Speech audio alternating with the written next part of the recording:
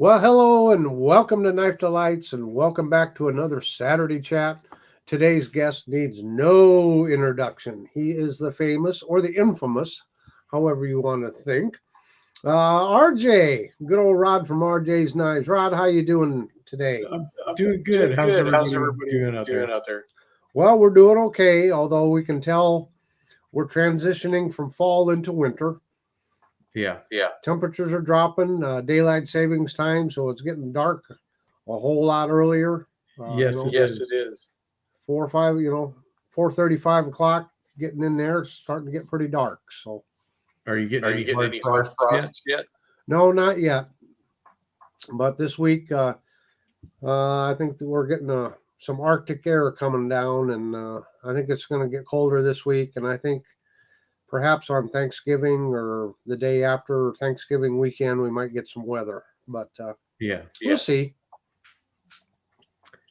Blame it on Singing Toad. It's all his fault. Well, I don't know. Do we have any Icelanders that tune in? Any that you know of? That's a good question. We don't. I know of. Well, because they're dealing with a volcano, so that's right. They've been evacuating in anticipation of a little explosion going on and that hot stuff coming down. So I guess what we have to deal with is minor in comparison to that. Absolutely. But if there is an Icelander happen to catch this, good luck to you. You're in our prayers. Absolutely. Yeah. And definitely leave a comment. Let us know. Yeah, let us know. There's that old Jimmy Buffett song about where you're going to go when the volcano blows. So let us know where you go. Mm-hmm.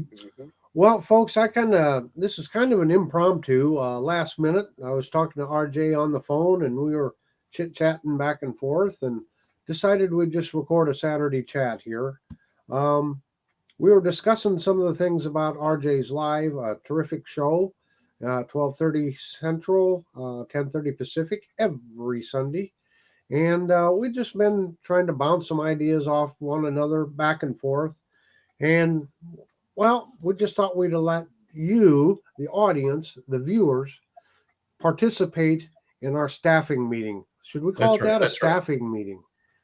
I guess we're the staff. We're the staff, aren't we? Some of us paid better than others.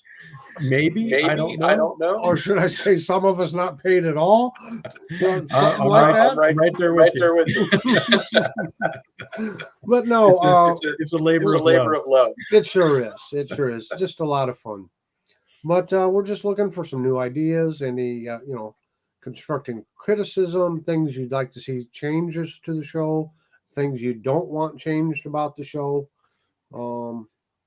So what do you think? Do you want to share some of the things we were kind of bouncing back and forth between you and me? Yeah, some of the things bouncing back. We have been kind of an open-ended show. We just end whenever we want to end. But I think we're really going to try to stick to the 2-hour mark. 2 hours, okay. Just, I think that gives everybody enough time to do whatever they're going to do, and then it doesn't keep you guys wondering if it's going to be 1 hour, an hour, 3 hours. Because sometimes it does get kind of crazy. But it's not a hard tool. If we have a really good topic and we have a lot of really good stuff to talk about, then we can go longer. But I think we're going to aim for 2 hours. 2 hours, the average show. Okay. And we still plan on having plenty of guests on? Oh, absolutely. Yeah. In fact, we're always open to having new guests come on. So if you have a YouTube channel and you would like to be a part of the show, we just contact either myself or Tom, and we will get you scheduled on there, and we'll just have fun.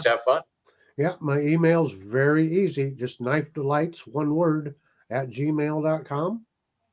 Yep, and I'm RJ's Knives at gmail.com without the apostrophe. RJ's Knives. Yeah, and actually, we've got some knife collectors out there that don't have a channel, but have some fantastic collections. And if one of them would like to join us, we'd love to see your collection.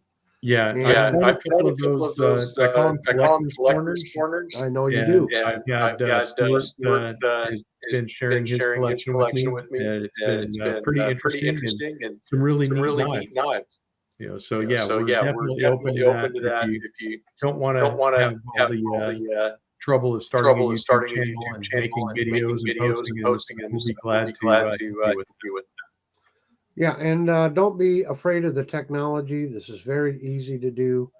I know even the guys with the channel, and even myself, my first live, I was like, oh my gosh, I was all nervous and everything. It's a piece of cake. There's nothing to worry about. The technology is easy. Every now and then we get some technical difficulties, but we usually can work through those. So yeah, if you have a collection, we'd love to see your knives. Absolutely. Nobody can collect them all. And, no.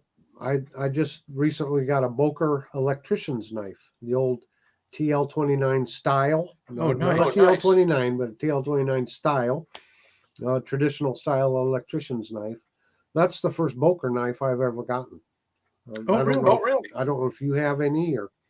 Yes, I actually have several of them. I participated in Patty's Boker knife challenge, and I got more than 5. Yeah, I saw the thumbnail for it. I haven't had a chance to watch it, and I'm thinking, well, I'm going to have to show this knife, and it's going to be number 1, 2, 3, 4, and 5. So there you go. It's my first Boker. It's Boker USA, or the Tree brand, I guess is what they called it. Yeah. Well, when Patty had his challenge, he said if you didn't have 5 knives, if you could just send him a picture on Instagram or whatever, because I guess at the end of the month, he's going to try to put together these videos and images and stuff into like one big long form video. So if you have a YouTube channel and you have 5 Boker knives, he wants to see it. And if you could make it like 5 minutes max, then you can participate in the challenge. Just tag him in it. Okay. So it'll be really fun. We're going to see a whole lot of really cool knives. Yeah, no kidding. Yeah. Well, it had a little bit of rust, so I just pulled it out of the mineral oil bath here a little bit ago and just started my cleaning on it and got the first part of the video done, but it's getting late and oh boy, I just didn't have the patience, so I walked away from it. I know you know what I'm talking about, but there's times when you think, well, I'm gonna get this video done to get it done, and then you start on it, and it's like you got to walk away from it because it's just not working, right? Yep. I've done that more than one time. I think my worst was I started like 5 times before I got it done. Yeah. And then even then you're like, dang it, I remember something that I used in the third take that I didn't put in the final take. Or something I meant to look up before I started. It's like, oops, I meant to look this up to see. If only I was prepared. Yeah. Something about be prepared, that old Boy Scout motto, right? Right. So, you got any new knives or any knives that you're looking at getting or salivating over? Well, looking and salivating, that's every day. Okay. But new ones, I actually got a nice little Buck 309. The companion. So I'll be reviewing that. I just had a birthday. That's got the long pull, the French pull on it, right? Yes, it does. Probably Camillus made. Yeah, I'm thinking it was a Camillus made. We'll go through all that when I do the video. Sure. But I had a birthday about a week or so ago, and Ken got me a present. He got me one of those little mean tangerine knives, which is another one of the tadpole series of knives. Oh, really? Smoky Mountain Knife Works. Yeah. So I'll throw that in the video, of course. And then I was on eBay and got a nice little case. Oh, okay. So that'll be an upcoming video too. So that'll be a fun one. Well, that's great. I'll just give a real sneak peek. This is I've been collecting the Buck 301 Stockmans and trying to get all the early ones. So I've got one of them what was made by Schrade, one made by Camillus, and that one I just showed was probably the second year that Buck was making their own 301s, and you can tell because it's got the lettered shield and not the standard shield on it, and they only use that shield for about 2 years. So nice. I now have one of the pretty much original 301s that Buck started making themselves. So yeah, when I got that 309 and I already have a 303, I started thinking, well, Tom has all the 300s. Maybe I need to get all the 300s also. Oh man, one of the projects I want to do is I think I have a model from 301 all the way up through 310. Oh wow! I think, but I might be missing one in there. But I need to check that. So I want to do, like, when I get that, a video of 301 through 310. Yeah. And then upcoming videos, I have a couple more knives from the Apex group. So I got a couple of modern knives coming up. I have I don't know if I want to say it out loud. I got another bird and trout knife. No. I know. Those things grow, don't they? Like chips. You can't get just one. Well, and I know you didn't have a chance to see my video today, my Fun Knife Friday, but I got a bag of knives from my cousin. Now, my cousin's a truck driver, lives out of state, lives out on the East Coast, and he was in, not where I live, but a neighboring town. His mom lives there, and every now and then he makes it up through this area, and we usually go out and eat lunch or breakfast or something when we can. And so we went out to eat with his mom and her sister, another one of my aunts. And while we were waiting for the food to come to the table, he says, "Hey, I got something for you out in the car." And so we go out there. Here he's got a whole bag full of knives. Nice. And he had went to a church bazaar, and some lady had a knife full of tables and table full of knives. It's late. it's actually the day, guys. It's not that early. But it's in the evening. It's bedtime for this bonzo. I don't know if the young ones will recognize that Ronald Reagan reference or not. Probably not. Anyway, a whole bag of knives. So this gal at the church bazaar had a whole bunch of knives on the table, and he says, "How much for all of them?" Oh wow! He just bought them all up. So, and in one of them was a Winchester bird and trout knife. Oh, sweet. Yeah, that's nice. Yeah, I remember Ronald Reagan. Wasn't he that guy that was in Death Valley days? He was in Death Valley days. Yeah. And Bedtime for Bonzo and a few other ones. Yeah. He was a governor. Yeah, he was. Yeah. That big bear state out there. What's that bear about? The golden bear? Yeah, it's golden. All right. Do you worship the golden bear? No, I don't. I didn't know if they made a golden bear instead of a golden calf. I didn't know. No. They might have one up in Sacramento, but I don't go up there.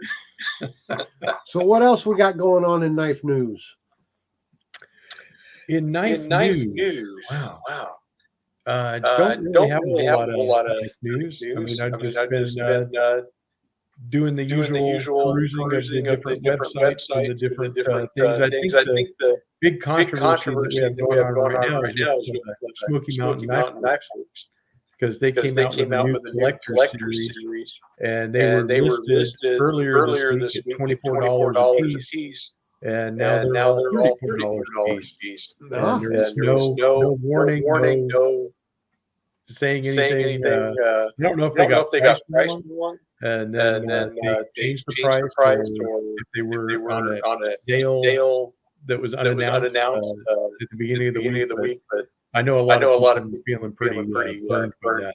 They were like, just raising the price $10 with no explanation didn't sit well with them. Mm-hmm. So,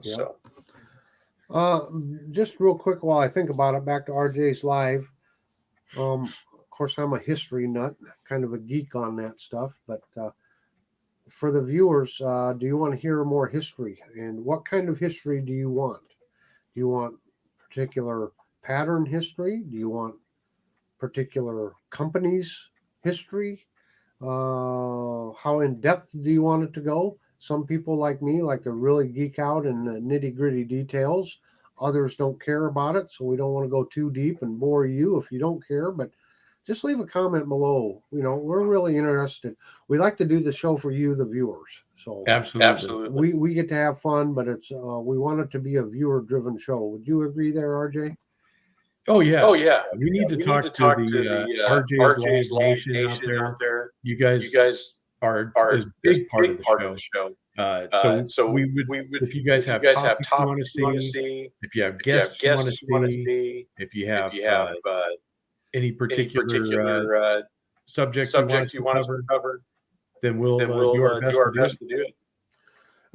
You can suggest just about any topic, knife related, except multi-tools. They're off the table. Multi-tools are quite verboten, but they're we only talk about once a year. And just so everyone knows, if you don't catch the reference, here it's been a couple months now. A couple months ago, RJ asked me, hey, you got a suggestion for a topic? I said, well, we haven't really covered multi-tools. Why don't we break those out? Oh, okay. So the day of the show, and we got our multi-tools there, and the audience wouldn't have nothing to do with that, did they? It was not a good day. It just fell flat. I was like, okay, no more multi-tools. Yeah. But it's okay. We live and learn. Yeah. You can't score a touchdown with every pass. All right. No, that's it. So that's why we just want to keep it fresh for everybody, and kind of have stuff going on that you want to see. And we have done that in the show. We'll see a comment and somebody will ask, hey, does somebody have this knife, or does they have that knife, or do you know what this means about this knife and that? And we really like answering those questions. We do. And it helps us because usually we do a starting topic, and then we'll look at the audience and what they have going on, and sometimes we'll completely pivot off of that and go on to something else. And that's all good. As long as we can keep everyone engaged, that's the best part. Absolutely. So, do you have any new channels that you've run across in the last week or so? Yes. There's a couple. One of them is GR Knives and Doors. He's got a lot of really nice videos. He's a young channel. And then another one all the way from down under in New Zealand is LD's Knives. Oh, okay. And so I started watching him, and he's got I think he has less than 100 subs. So definitely check him out. And it's nice to get an international perspective that's not necessarily Europe, because the only other channels that we really deal with, besides the ones in Europe, is in South Africa. We have stuff we do, but then New Zealand is a whole other knife culture and knife companies, knife history. So kind of a really neat thing. Although a lot of the stuff is going to be imported from Europe and stuff, but I'm sure they have their own traditions and stuff that they have there. Yeah. Probably their own manufacturers. Yeah, exactly. Probably like with fixed blades and stuff. Probably got some of their own styles, native type styles. Right. And then of course, I'm not familiar with the I believe it's the Maori people, the indigenous people that were there. What their knife culture and stuff is, but I know they have a pretty strong warrior culture. So that would be interesting to see. Well, I was the recipient of a great gift here this week. This is the Levins Guide to Knives and Their Values, 2nd edition. And it's got a whole lot of information in here. Oh, yeah. Oh, yeah. Kind of up at the very beginning of it. Let's see if I can find it here quick. I wanted to read a little something here. It had to do with buying wisely. And he gives a couple principles, but the first principle I thought is pretty applicable here. It says, first, select knives based on your own taste and judgment, buying only types or brands of knives that you really like. When you like a certain type of knife, you will develop a sense of its good features as well as its potential problems. Unless you are willing to spend the time and take the financial risk of becoming a knife dealer, don't try to second guess other collectors' tastes. Stick to your own. And I thought that was pretty good advice. That is excellent advice. It is very very easy, especially now. I mean, that was written back in the 90s before you had all of this. Well, yeah, you had the internet, but you didn't have. It wasn't like this. It wasn't like this. You didn't have easy access to all of this information. Right. And it is very easy to get swayed in the collecting community, watching other people's videos and this. Mm-hmm. And I really went off the rails one time. I'm a buck collector. I need to get back to it. And I'm glad this year I really did focus on it and pick up a lot of fine pieces. So I just thought, I'd throw that out there. If you're there's a difference too, I think, between a knife collector and a knife user. So if you are a hunter and you want to spend $200 or $300 on a special skinning knife because you're going to use that for your skinning, understand, as a collector, I might not spend $200 or $300 on that knife, even though it's a neat knife, but I'm into the collecting and learning the history of the knives and the different patterns and comparing the different patterns, not necessarily to use them, if that makes sense. It does. My collecting has changed over time too. I would say that when I first started, you're more in an exploratory phase. So you're trying all kinds of different things.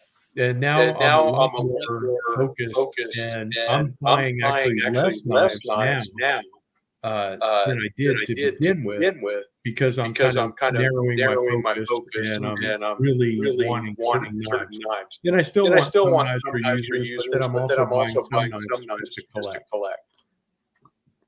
Well, yeah, because I don't collect modern knives.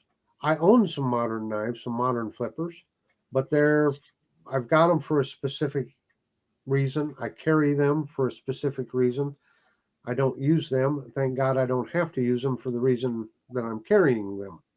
Right. But I'm not collecting them. So that, that's a whole different category right there. My interest is in especially the old slip joints and the old hunting knives. Yeah.